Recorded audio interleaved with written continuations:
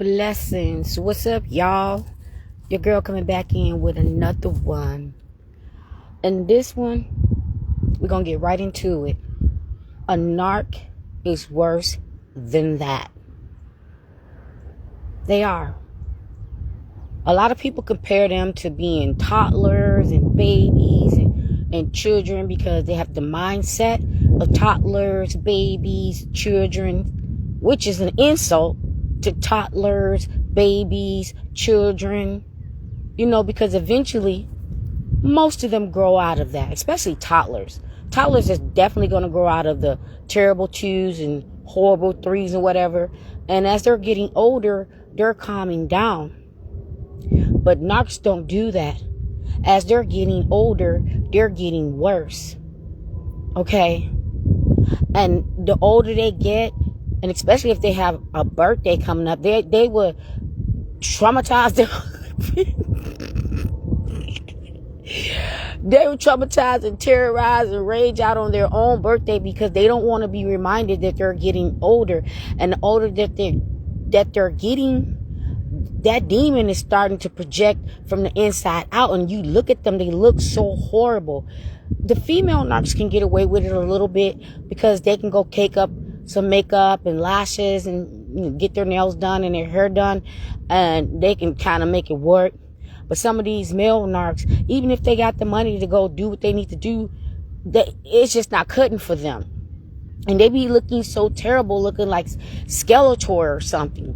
So to compare them to children, I understand why people say that. I think it's just the mental state, but some children are smarter than these narcs. Okay, I teach, and it's times that I have over 20-something kids. 20-something kids is better than one narc.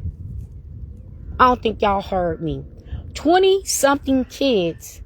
Dealing with 20-something kids with different personalities, different problems. Some got, medical conditions. Some are special needs. Some are this and that. That is a billion times better than dealing with a narc. And I be having some of my kids in my class crashing out. Well, I have to deal with more than one of them at the same time because they're doing something and I have to address it. That's still a billion times better than dealing with a narc. And I don't understand why they feel like even if they get a new supply, they be feeling like, okay, this is it, knowing that they're going to repeat the same thing they did to everyone else. They're not looking for the perfect supply. They're looking for the dumbest supply. They're looking for someone that's so desperate to either have a person or have whatever the narc is offering. And these narcs that got some little change, they know that's the only reason why they get people. And they mad. They big black mad. They know that whomever they're with, whomever they're dating, or whoever they have a baby with or live with or married to, and they know that it's only because they got change. They're going to be so resentful to that person, and they're going to turn up the heat, not just for that, also because they're aging and looking ugly like the Skeletor, and not just that, because of all the supplies that got away. So they're going to make sure that the one that they think is going to be the final last supply that's never going to get away, they're going to offer, whatever it is that they think will keep that person there. And it's so sad. It's so sad that, like, if you are a person that, thinking that the narc is treating the new supply better because for some reason you get to get a glance or whatever about them. Maybe you got kids and you finding out through the kids that they with this new person and this is going on. However you find out. And that person is like smiling, thinking they want to press. And you're just like, you just don't know just yet. And then they be having them do little things that you used to do. But the new supply don't know that it was something that you used to do. But they programmed the new supply to pick up some of your habits. To compete against you when you're not even there. And then when some of these new supplies wise up, they actually hate you, not because of what the narc said, because they feel like now you get to live your life, and now they're stuck with this person that they don't no longer want, the same as you didn't no longer want them when you discovered the mask. They can't hold that mask up forever. Ooh, y'all. Ooh, I'm telling you, when I say ugly, I don't mean, I mean outside like ugly, but that inside too. But when the ugly inside comes out, you should just be looking at them like, and then some people try, like I did, try to put past, well, you're not my type. A lot of people get stuck with these narcs that's not their type because they present themselves as someone that's not your type, but someone that can be perfect for you because they're acting like they love everything that you do. And that's called mirroring. So everything that you're doing and saying, they're pretending it is that they do, and they'll start saying so that you could think you got something in common until that mask come off. They discard you when you know that mask. That's when they discard you, because you know the real them, and they know they can't fool you any longer unless they just get that one supply that just don't care, or that one that just so weak they can't fight. They just can't fight. And it be so crazy too. You be seeing you be seeing them, and they be thinking that they showing you up with this new person and they new family and everything and all that, and these people don't know who they are. But once they get to the point they can't keep that mask up, and they start to crash out on a new supply, and new supply not having it, or their family not having it, not gonna get what they deserve. Like I said, dealing with 20-something kids every single day, and it's more than that because they switch classes, is better than dealing with one narc.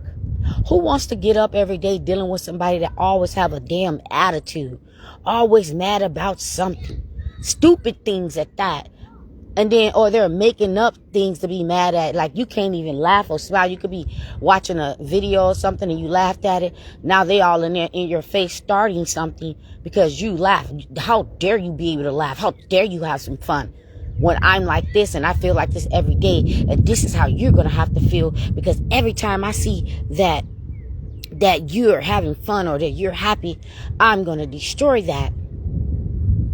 How can you live like that where every single day is a mystery? You don't know what's going to happen. You don't know what they're going to do. You don't know if they're going to leave, if they're going to cheat, if they're going to stay. You don't know what's going on. You don't know them. They don't know them. They don't know them themselves. That's why they quickly rush into something, or rush into something big, like let's move in together, let's get married, let's have a baby, and make you think you really want to press, until you really find out that they was never anything that you needed nor wanted, because they was not who you thought they were. They're going to try to turn you into what they want you to be, so that you could be on that low level, low fruit hanging trash that they are. You're going to end up living their lifestyle, doing all the sick, disgusting, nasty things that they do, or you're just going to deal with them doing it with or without you.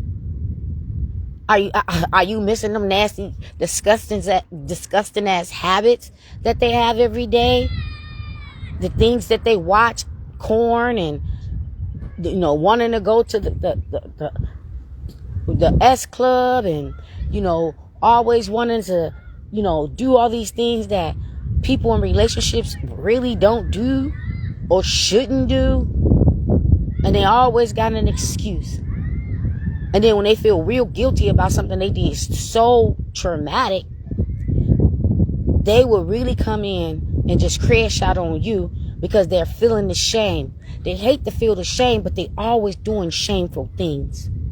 They just shame. They just shame with skin. They just so nasty, disgusting. They don't even know or can even count or even tell you how many people they ever been with, and how many disgusting, nasty things they ever did, and how many lies and evil things they did to people. They probably don't even remember. That demon keeping count. But I ain't gonna hold y'all. I just thought about that because I know some days that the kids be just doing too much, wrecking my nerves. Wrecking my nerves. But you know, they're my babies. I just love them. Even on my worst day when they just not listening and all over the place, and I'm dealing with my 22 until they leave, and then 20 something more come, and maybe 15 to the end of the day, that is still way better than dealing with one narc. Them kids be up in there arguing with each other. I be like, why y'all arguing with each other like y'all live together? Y'all need to stop and go sit down. Go sit down. Stop talking to each other. If this person's bothering you or that person's bothering you, move around. You have the opportunity to get up and move around, or let me know and I'll move y'all around. But it's not that easy when you knock. When you ready to, when you with a narc, when you ready to move around, that can cost you more than you know. It can even cost your breathing, because they hate to lose.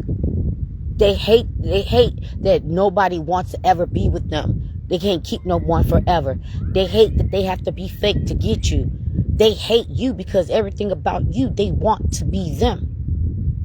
They hate everybody that got away from them, but they stole parts of that person's identity so that they can get the next person and the next person and the next person. But it's a story that never ends.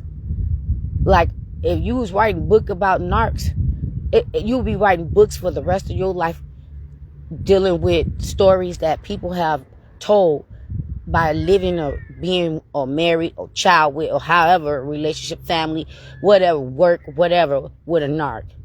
It's the book that never ends. It is the book that never ends.